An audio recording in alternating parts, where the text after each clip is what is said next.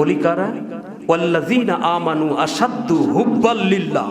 ওলি হলো তারা যাদের সাথে আল্লাহর সাথে গভীর সম্পর্ক, যারা আল্লাহকে বেশি পরিমাণে ভয় করে, ভালোবাসে, তারা আল্লাহর ওলি। আল্লাহর ভয় নাই দিলে ওলি। নিজে নামাজ পড়ে না, মুরিদরা কেউ নামাজ পড়ে না, এরা কি আল্লাহর ওলি? বলেন, এরা কি আল্লাহর ওলি? এরা শয়তান, এরা শয়তানের দোসর, এরা শয়তানের সঙ্গী। কথা বলেন ঠিক কিনা? فأعوذ بالله من الشيطان الرجيم بسم الله الرحمن الرحيم إن الله وملائكته يصلون على النبي يا أيها الذين آمنوا صلوا عليه وسلموا تسليما صلى الله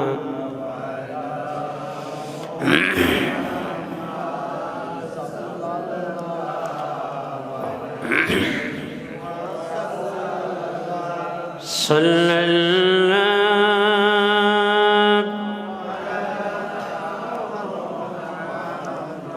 صلى الله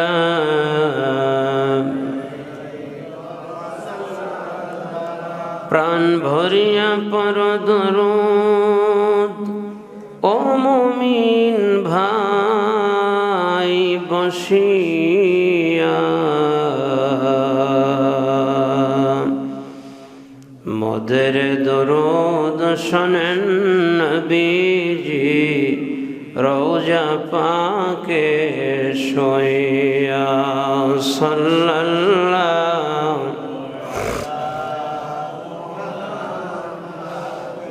সাল্লাল্লাহু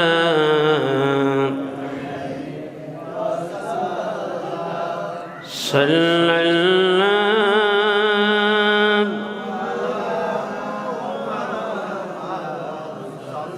সাল্লাল্লাহু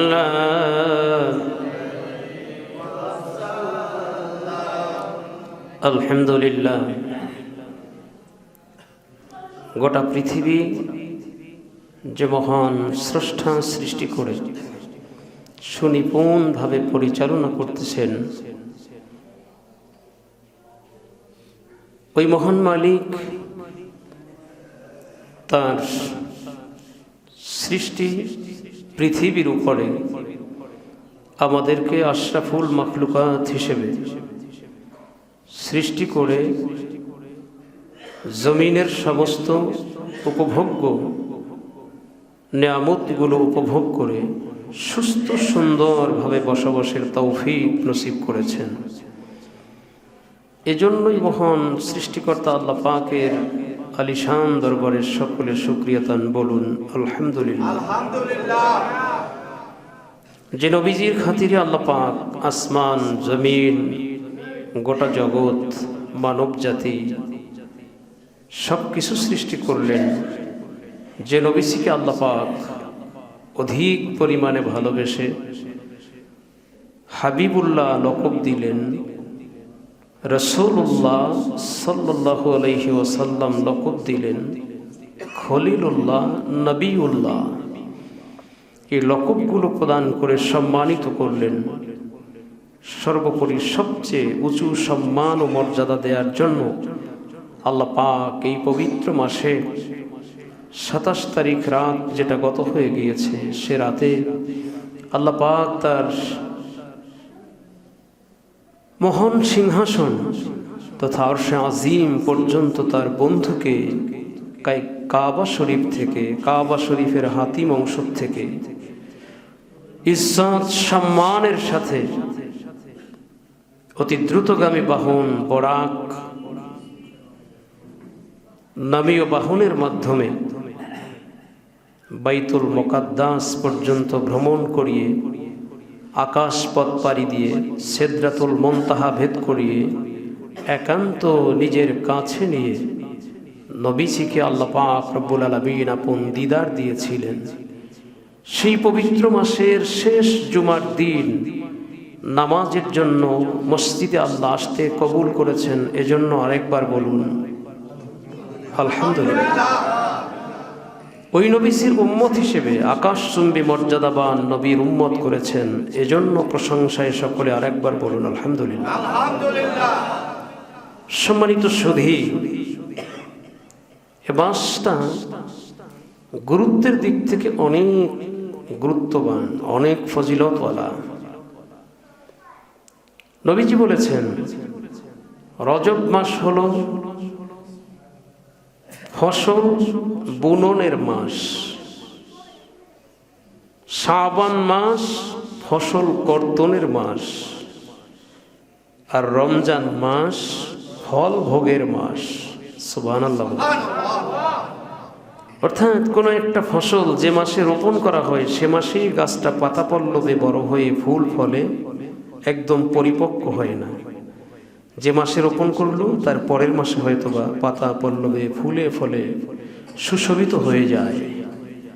আর ওই মাসের শেষ দিকে যদিও এটা পাকে, কাটতে কাটতে প্রসেসিং করে সেটাকে খাবার উপযুক্ত করতে আরো কিছুদিন চলে যায়। নবীজি উপমা দিতে গিয়ে কথাগুলো বলেছেন যে এ মাসটা হলো আমার উম্মতের জন্য ওই রকম ফসল ফলবে, পরের মাসে তা বড় হবে, কেটে তারা সেগুলো গুদামজাত করবে, সংরক্ষণ করবে, তার পরের মাসে প্রসেসিং করে সেগুলো নিজেদের জন্য ভোগ করার জন্য প্রস্তুত করে নিবে এবং ভোগ করবে।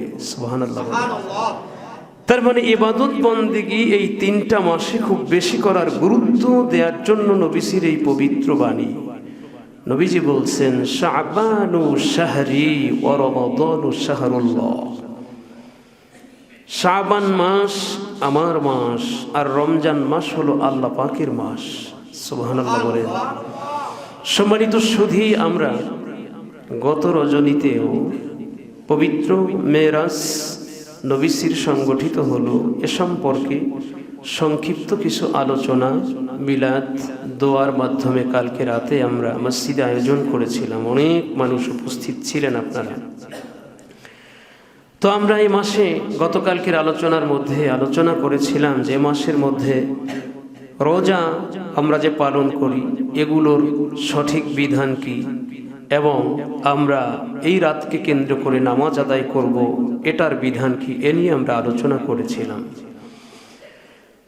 আজকে বিষয়টাকে আরো একটু ক্লিয়ার বোঝার জন্য আমি আপনাদের সামনে নবীজির যে হাদিসখানা দোয়ায় শামিল করে প্রতি ওয়াক্তেই প্রায় আপনারা যারা জানেন, আপনারা একাকী পড়লেও দোয়াটা করে থাকেন, যে দোয়াটা নবী পাক সাল্লাল্লাহু আলাইহি ওয়াসাল্লাম রজবের চাঁদ উদিত হওয়ার পর থেকে করতেন, সাহাবীরা শুনতেন, সাহাবীরাও পড়তেন। সাহাবীরা একাকী যেখানে নামাজ পড়তেন তারাও আমলটা করতেন। সে থেকে শুরু করে সাহাবী, তাবেঈন, তাবেঈন, এর পরবর্তী আজ পর্যন্ত পৃথিবীর সমস্ত হক তরিকা ও সিলসিলার সুন্নি মুসলমান যারা, এক কথায় নবীর উম্মত যারা, তারা এই দোয়াটা করতেছেন এই মাসটা পাওয়ার পরে। কারণ এই দোয়াটা এই মাসটা আসলেই নবীজি করছেন, উম্মত হিসেবে আমাদেরকেও করতে হবে। কথা বলেন ঠিক কিনা? নবীজি দোয়াটা করছেন আল্লাহুম্মা বারিক লানা ফি রজব ওয়া শাবান ওয়া বাল্লিগনা রমাদান। বলেন না পাপ হবে নাকি? বলেন বলেন পাপ হবে? বরং কি হবে? বরং কি হবে? সওয়াব হবে। বলুন তাহলে সকলে আল্লাহুম্মা বারিক লানা ফি রজব ওয়া শাবান ওয়া বাল্লিগনা রমাদান। আবার বলুন আল্লাহুম্মা বারিক লানা ফি রজব ওয়া শাবান ওয়া বাল্লিগনা রমাদান। নবীজির একটা সুন্নাত আদায় হলো, নবীজি দোয়া করতেন, আমরা নবীজির সে আমলটা করলাম। সম্মানিত সুধী, নবীজি দোয়া করেছেন কি? আল্লাহুম্মা, হে আমার আল্লাহ, হে আমাদের প্রভু, বারিক লানা, আমাদেরকে বরকত দান করুন, ফি মধ্যে, রজব ওয়া শাবান, রজব এবং শাবান মাসের মধ্যে, সুবহানাল্লাহ বলেন। অর্থাৎ রজব এবং শাবান মাসের পরিপূর্ণ বরকত আমাদেরকে দান করুন, সুবহানাল্লাহ বলেন। আর ওয়াবাল্লিগনা, আমাদেরকে পৌঁছায় দেন, ইলা রমাদান, রমজান পর্যন্ত, অর্থাৎ আমাদেরকে রমজান পর্যন্ত হায়াত দেন। সব সময় আল্লাহর কাছে দোয়াটা করবেন যে আল্লাহ আমাদেরকে নেক হায়াত দেন। যদি জীবিত থাকাটা আমার জন্য কল্যাণের হয় তাইলে আমাকে বাঁচিয়ে রাখেন, আর যদি আমার জন্য মৌতটা কল্যাণের হয় তাইলে আল্লাহ আমাকে আপনি আপনার মতো করে, আপনি আপনার সময় হয়ে গেলে আমাকে ঈমানের সাথে তুলে নেন। কিন্তু কল্যাণের জন্য দোয়া করবেন আল্লাহর কাছে, আল্লাহ আমাকে নেক হায়াত দেন, আল্লাহ আমাকে ইবাদতকারী জিন্দেগি দেন, আমি যেন একজন ইবাদত গুজার বান্দা হতে পারি। এমন বান্দা হলাম মানুষের হক নষ্ট করলাম, এমন বান্দা হলাম মানুষকে ঠকাইলাম, এমন বান্দা হলাম মিথ্যা কথা বললাম, এগুলোর থেকে আমি আপনাকে, আমরা আমাদেরকে বাঁচানোর জন্য আল্লাহর কাছে এভাবেই দোয়া করব, আল্লাহ আপনি আমাদেরকে বরকতের জীবন দেন, আপনি আমাদেরকে আল্লাহ নেক আমল করার মতো জিন্দেগি দান করেন, আমরা যেন বেশি পরিমাণে নেক আমল করতে পারি। বলুন আমিন। মুআজ্জাজ হাজিরিন, কথাটা এই জন্য বললাম, আসুন এইবার বরকত প্রাপ্তির দোয়া করছেন নবীজি রজব ও শাবান দুটো মাসের জন্য। নবীজি বলছেন আল্লাহুম্মা বারিক লানা ফি রজব ওয়া শাবান। তাহলে দুইটা মাসে নবীজি আল্লাহর কাছে বরকত প্রাপ্তির আশায় দোয়া করেছেন, নিজের জন্য, উম্মতের জন্য, আমাদের জন্য। কথা বলেন ঠিক কিনা? এখন বরকত পাইতে হলে কি কি আমল করতে হয়? বরকত পাওয়ার আমল আছে না? বরকত তো চাইলাম, এখন পেতে হবে না? মসজিদে ঢুকতেছেন, ঢোকার সময় বলছেন বিসমিল্লাহি ওয়াসসালাতু ওয়াসসালামু আলা রাসূলিল্লাহি সাল্লাল্লাহু আলাইহি ওয়াসাল্লাম, আল্লাহুম্মা ইফতাহ লি আবওয়াবা রাহমাতিক। দোয়া করছেন, দরুদ শরীফ পড়ছেন, নবীকে সালাম দিছেন, এরপরে ঢুকছেন, দোয়াটার মধ্যে বলতেছেন আল্লাহ আমার জন্য রহমতের দরজা খুলে দেন। নবীজি এখানে বরকতের কথা বলছেন, তো রহমত বরকত আপনি আল্লাহর কাছে বলতেছেন আল্লাহ রহমতের দরজাগুলো সব খুলে দেন, বরকতের দরজাগুলো আমার জন্য খুলে দেন, আমি আপনার থেকে রহমত চাই, বরকত চাই। পাবো কি আমলের মাধ্যমে? কথা বলেন, এটা তো পাবো কি আমল করলে? সে আমলটা তো আমাদেরকে জানতে হবে। আমল যদি জানা না থাকে তাইলে রহমত, মুখে বললাম রহমত চাই, আমল করলাম না। মুখে বললাম আল্লাহ আমারে আপনি রহমতে ভরপুর করে দেন, ইমানদার বানান, আল্লাহ আমারে আপনি একজন নেককার বুজুর্গ আপনার ওলি বানায় দেন, নামাজ পড়লাম না, তাইলে ওলি তো হওয়া যাবে? কথা বলেন। পৃথিবীর কোনো ওলি যারা, পৃথিবীর হক কোন তরিকা ও সিলসিলার পীর মাশাইখিনে কেরাম নামাজকে বাদ দিয়ে পীর হতে পারে নাই। হ্যাঁ, যদিও মনে করেন যে হুজুর পীর তো আছে অনেক, নামাজ লাগে না, গাজা বাবার গাজা টানাটানি সব কিছুই তো চলে ঠিকঠাক মতো, তারাও তো ওলি, তাদের দরবারে হাজার হাজার মানুষ যায়, এটা হাজার হাজার মানুষের সম্মিলন হলেই তাকে ওলি বলা চলবে? ওলি কারা? ওয়াল্লাযীনা আমানু আশাদ্দু হুব্বাল লিল্লাহ। ওলি হলো তারা যাদের সাথে আল্লাহর সাথে গভীর সম্পর্ক, যারা আল্লাহকে বেশি পরিমাণে ভয় করে, ভালোবাসে, তারা আল্লাহর ওলি। আল্লাহর ভয় নাই দিলে ওলি। নিজে নামাজ পড়ে না, মুরিদরা কেউ নামাজ পড়ে না, এরা কি আল্লাহর ওলি? বলেন, এরা কি আল্লাহর ওলি? এরা শয়তান, এরা শয়তানের দোসর, এরা শয়তানের সঙ্গী। কথা বলেন ঠিক কিনা? তো আমরা আল্লাহর ওলি হতে চাই ইবাদত দিয়া। কি দিয়া? নামাজ দিয়া। কি দিয়া বলেন? নামাজ দিয়া। এখন বরকত প্রাপ্তির জন্য নবীজি দোয়া করছেন। বলুন তো, নামাজের মাধ্যমে আল্লাহর কাছে বরকত পাওয়ার আশা করা যায় কিনা? নামাজ হলো শ্রেষ্ঠ ইবাদত। কথা বলেন, নামাজ সর্বশ্রেষ্ঠ একটা ইবাদত। এই ইবাদত দিয়ে যদি আপনি আল্লাহর কাছে বরকতের আশা করেন, বরকত পাওয়া যাবে না? বলেন, বরকত পাওয়া যাবে না? এখন যদি মনে করেন এই যে পবিত্র রজব মাস আমি পেয়েছি, প্রত্যেক রাতে আমি তাহাজ্জুদ নামাজ পড়ব, তার সাথে অতিরিক্ত 2 রাকাত নামাজ আমি বাড়ায় পড়ব, এটা সলাতুল হাজত মনে করে পড়েন, যেইভাবেই পড়েন, এটা আপনি নিয়ত করে নিয়েছেন, তাইলে 2 রাকাত নামাজ এই মাসের শুভাগমনকে কেন্দ্র করে নবীজির ইজ্জত আল্লাহ সবচেয়ে বেশি যেই মাসে দিয়েছেন, সেই ইজ্জতকে হৃদয়ে লালন করে 2 রাকাত অতিরিক্ত নামাজ যেই উম্মত পড়বে, আমার আল্লাহ 2 রাকাত নামাজের বিনিময়ে তার অতিরিক্ত রহমতের দরজা খুলে দিয়া তাকে রহমতের পূর্ণ ভান্ডারে আল্লাহ পাক পৌঁছায় দিতে ক্ষমতা রাখেন কিনা বলেন? তাহলে এই মাসে যদি কোনো ব্যক্তি কোনো নির্দিষ্ট দিনে গত রাত যেটা চলে গেল, সেই রাতে অনেক মৌলবী সাহেব মসজিদের মধ্যে ঘোষণা দিয়েছে, বলে দিয়েছে এই রাতকে কেন্দ্র করে কোনো নামাজ নাই, এইটার কোনো ভিত্তি নাই। নাই যে বললেন, কিভাবে বলবেন? নফল নামাজ আমি এখনো যদি পড়ি, এখন তো নফল নামাজ পড়ার সময় আছে, পড়া যাবে, কারণ হারাম ওয়াক্ত এখন না। কিন্তু এখন জুমার আমি আলোচনা করতেছি, আপনাদেরকে শোনা এটা দায়িত্ব। এই জন্য আপনারা এখন সুন্নাত নামাজ না পড়ে মসজিদে এসে বসে চুপচাপ আলোচনা শুনতেছেন। কিন্তু আপনি যদি এখন বাসায় থাকে 2 রাকাত নফল নামাজ পড়ে বাসার থেকে নামার নিয়ত করেন, আপনাকে বাধা দেওয়ার কোনো সুযোগ নেই। কথা বলেন ঠিক কিনা? কাজী যারা বলে নাই নাই নাই, তাদেরকে নিয়ে ভয় হয়, না জানি কোন সময় আরো কোনো কিছু না বলে নিজেদেরকেই নাই বলে ফেলে।